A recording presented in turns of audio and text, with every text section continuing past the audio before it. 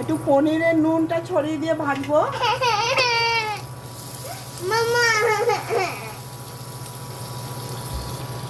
হালকা করে একটু হলুদ দিয়ে দিলাম, একটু সস দিয়ে দিলাম, মানে এটা রোলের ভেতরে যাবেন, বুঝলেন? রোলের পরোটাগুলো গোল করে ভালো করে ময়দা দিয়ে মেখে অলরেডি হালকা হালকা পরোটা বানিয়ে রেখে দিয়েছি। হ্যাঁ হ্যাঁ, ইন্ডাকশনে করছি। আমি পেঁয়াজ দিয়ে দেবো, ঠিক আছে? পারলে লঙ্কা কুচি যদি আপনারা দেন দেবেন, আমি দিচ্ছি না।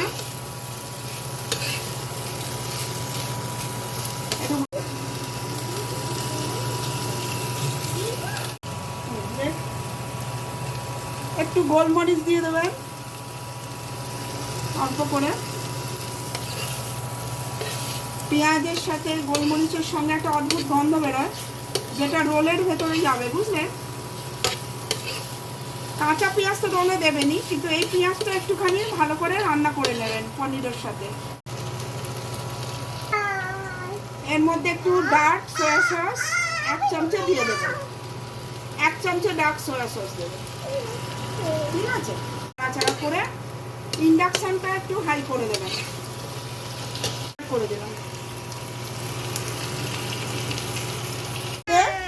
আমি একটুখানি পেঁয়াজ দিয়ে দেবো, আপনি চাইলে শসাও দিতে পারেন।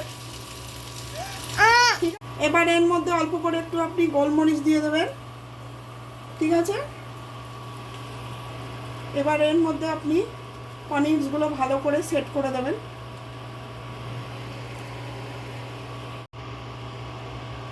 ওর ওপর দিয়ে একটুখানি সস দিয়ে দিলেন, ঠিক আছে? এই যে পাতিলেবু, এর ওপর দিয়ে একটু পাতিলেবুর রস দিয়ে দেবেন, ঠিক আছে? পাতিলেবুর রস দেওয়ার পর একটু খুব ভালো লাগে খেতে। এই যে ওপর করে একটু বিট নুন ছড়িয়ে দেবেন, ঠিক আছে? দেখুন, এর ওপর দিয়ে পেঁয়াজের টপিংস একটু দিয়ে দেবেন, দিয়ে এই যে পেপারটা রয়েছে আপনি ডাইরেক্টলি এরকমভাবে নিয়ে একদম এরকম করে দেবেন, আর ওপর দিয়ে আরেকটা পেপার আপনি দিয়ে দিতে পারেন। ভীষণ সুন্দর একটা ফিলিং হয়েছে, দেখেছেন? কামড়ালে ভীষণ ইয়ামি হবে। আমি সাজিয়ে দিচ্ছি, ওকে? আমি সাজিয়ে দিচ্ছি। দেখুন, পনির রোল রেডি হয়ে গেছে।